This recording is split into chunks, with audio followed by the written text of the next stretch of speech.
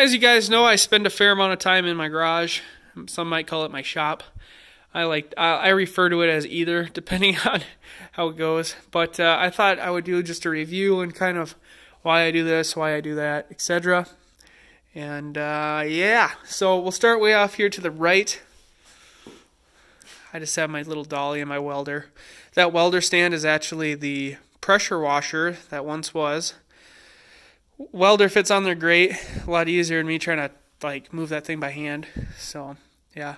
Up above that, I put this board at like a 45, and it holds air hoses, pretty much anything that can be wrapped. I just toss up here.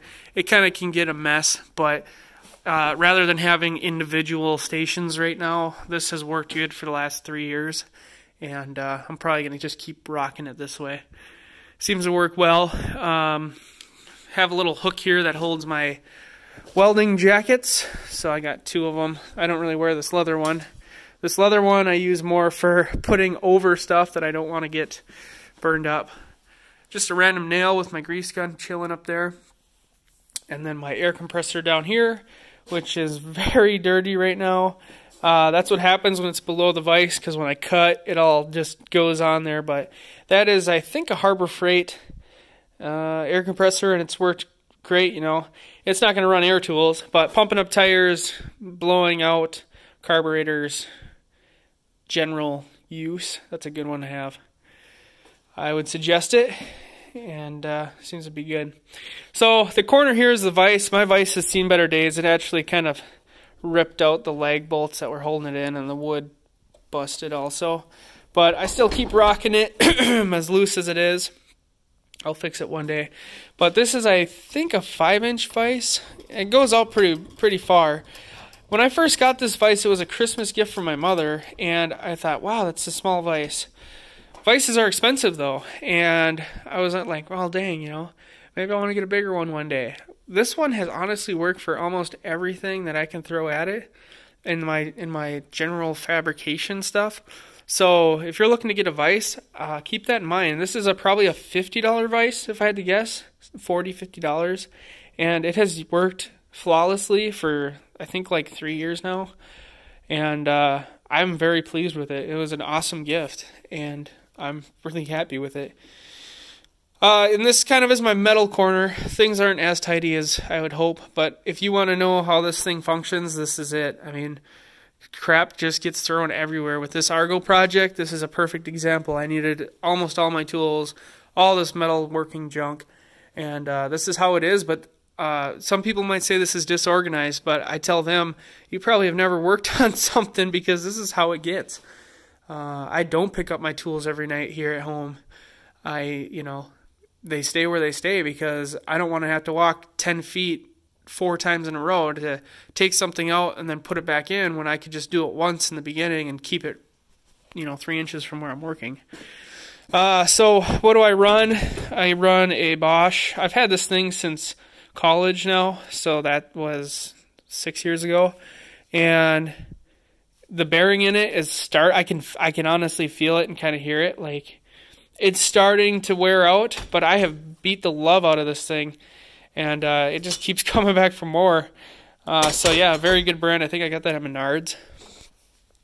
And then I just have random pieces of metal. Like, I like to save just random pieces, because there comes a lot of times in a project where, like, for instance, the Argo, I needed a little piece of steel that I could mount the winch switch on, and having these little random pieces does wonders. Yeah, so I keep a lot of metal here and a pair of earmuffs. This is I like to keep things in bags or small boxes, if you will. So this is my drill bag, and I actually have to put this bit back in there. I just had to buy a new drill. I had a DeWalt. Now I'm on a Hitachi, and I don't run cordless. I run all corded tools right now. Reason being is I have never needed a cordless tool. Sure, it's a pain to have, like, plugging stuff in, but it's also a really big pain to constantly charge batteries, and then you gotta tend to them because they freeze out here in the garage and yada yada. So yeah, I run corded tools. I also have a little cheap what you would call maybe a Dremel tool in there. Comes in handy. But yeah, I just keep them all together. This is my drill bits, and then I drew plus minus star, because that's my actual bits. So yeah, and I keep it in this bag because so many times when it's nice to have it stored in a spot, but then if I have to, like, you know, oh, we're going to do a project on my friend's house or something, you know, grab the bag. It's all there and it zips up, and yeah. So a lot of my stuff lives that way. Actually, this is my grinder underneath here, and yeah, it just lives in there, keeps everything fine. You can do a box. I just enjoy a bag. Yeah, so that's my steel corner. Everything about it. I got my really cheap Harbor Freight with flux core welder, which works awesome, actually, for like lightweight steel. I have a DeWalt jigsaw, and then I have a welder's magnet, and 2 different sets of 1/8 inch rod, 16th of an inch rod, and some grease. Chilling up there. Got my light, my impact. You can see, I mean, this stuff is dirty, right? It gets used and abused. Impact, my really cheap welder's auto darkening helmet. You can see that's pretty beat up too. And that's why I kind of opt for cheap. Look at it, even has a crack in the lens right there. I opt for cheap because I got this from Northern Tool. I opt for cheap because this was $50, and slinging around the garage, it normally hangs there, but slinging around the garage, beat it up, break it, you're only out $50. One of my propane torches, I was just using this to fix the trailer when I was bending that piece of steel. Bunch of funnels, floor jack, Black & Decker skill saw, another Harbor Freight reciprocating saw, Sawzall is what I like to call it. This one's nice because it pivots, and Harbor Freight has great tools. I'm like loving it. I got that and this, and they've both worked great. A couple crowbars. I got 2 toolboxes. They're both Craftsman's, and they're a year apart. That one's my new one. This one's my old one. This one here has a Craftsman sticker. This one here has an actual emblem. I have no idea why that is. Both bought, I believe, on Amazon. Sam gave them to me as Christmas gifts. They both work the same, feel the same, but there's little differences, like this pull handle stuff is different. Now, I do have labels on here, and, well, that was before when I had them both organized. Now, I learned to just let the tools find their spot in the garage here, and this is how it works. So, this is what I got. It looks really messy. If I were to actually need this, I'd have to split it in 2 boxes, but that's the reason I have these, is if I had a big rolling chest of tools, I have to pick and choose what tools I need at that moment. Having these toolboxes, if I want to take the Argo out for a rip, throw 2 boxes of tools in the back and go. There's no picking and choosing. It's just take everything, because you know what? You're probably going to need everything. So the top are like big items, hammers. This level's not supposed to be in here. But like I said, this is shop and operation, right? So, yeah, zip ties are always in here, combo square, rivet gun, electrical tester. I got flux in here, lots of black tape, scissors, utility blades, feeler gauges. Ooh, this is in the wrong spot. This needs to go into my electrical bin. Just anything. I have another torch in here. This is actually for like sweat and pipe. Screwdriver. Next row. Screwdrivers, Husky and Harbor Freight. Harbor Freight screwdrivers are nice. They're actually magnetic on the end. I thought it was a gimmick at first, but they are truly magnetic. You can see it kind of picking it up a little bit. So, yeah.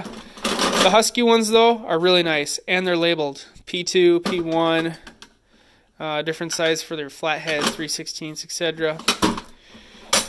We have our wrenches. I run with like a hodgepodge of stuff. I have ratcheting ones for metric, and then I have straight up metric ones, and then I have a set of different ones that have just came to me over time, I guess, of standard.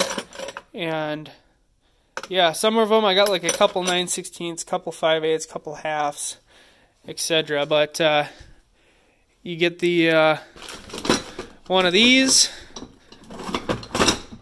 and one of these. This vice grip, I swear, every single project I've ever done, from changing a seal in my sink to the Argo to everything, this vice grip has been part of it, and it has taken a beating and not stopped. So seriously, this was like $17, but it was worth every single penny. This thing is so tough, way better than the kind you get in your standardized kit, because it has a lock on it so it doesn't slide around, and it's just like the jaws of life. I tell you what. Yeah, and then down here I have a Welper random sockets that don't go to my socket kits, some very big specialty sockets, and, you know, whatever they call these things, universal joints. A couple extra of these wrenches, and yeah, you can see what's in there. So that's toolbox 1.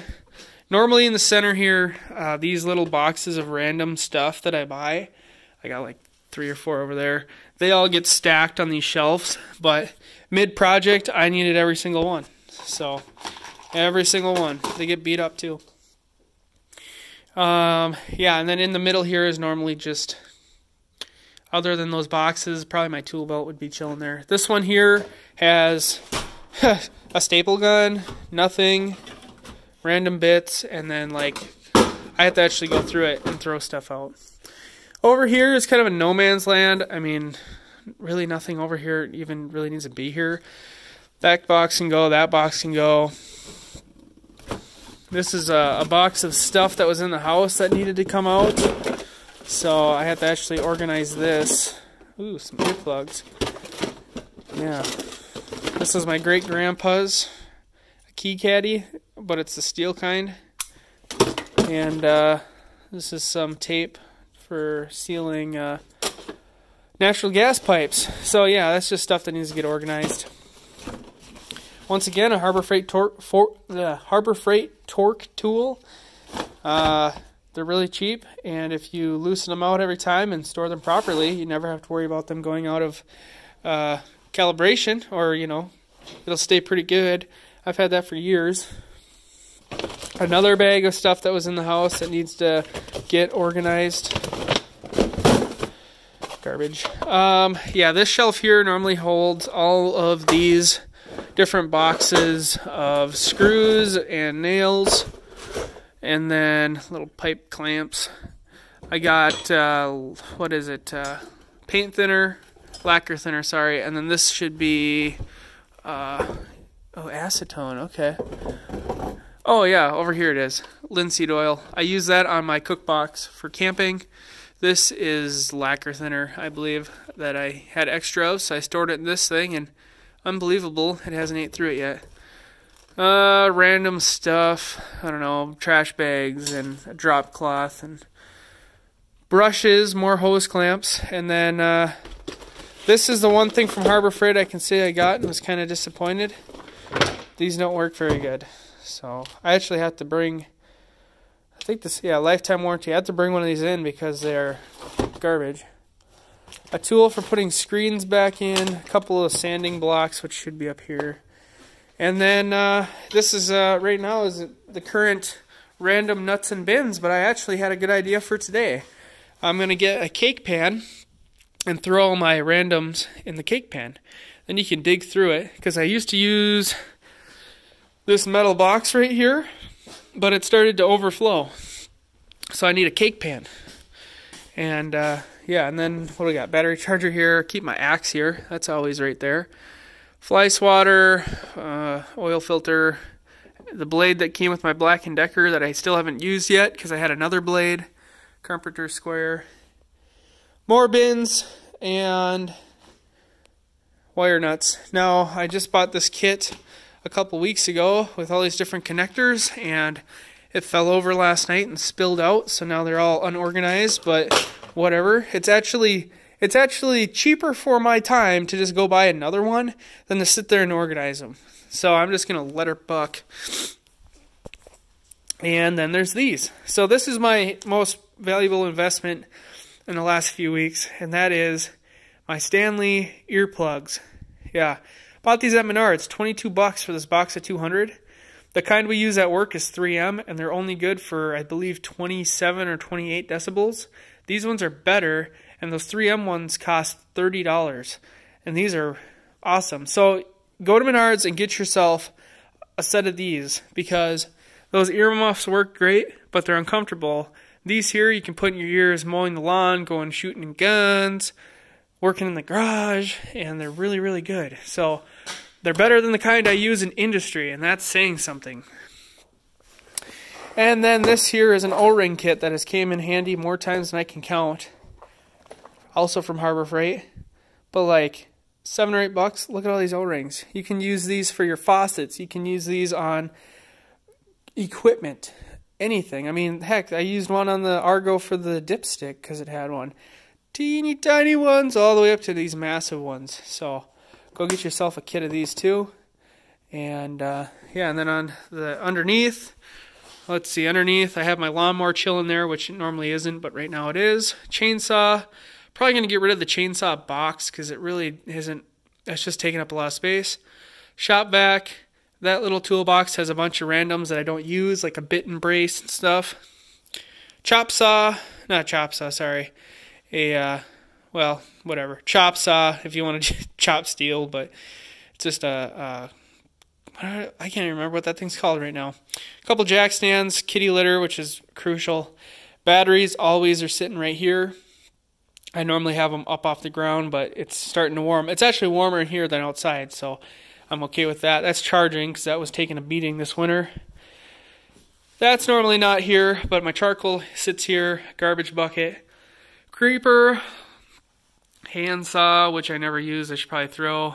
Red Ryder hanging up there because that's nostalgia.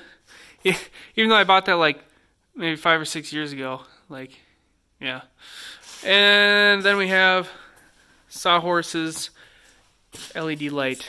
And then I have my other stuff. But that's really how I have my shop space, if you will.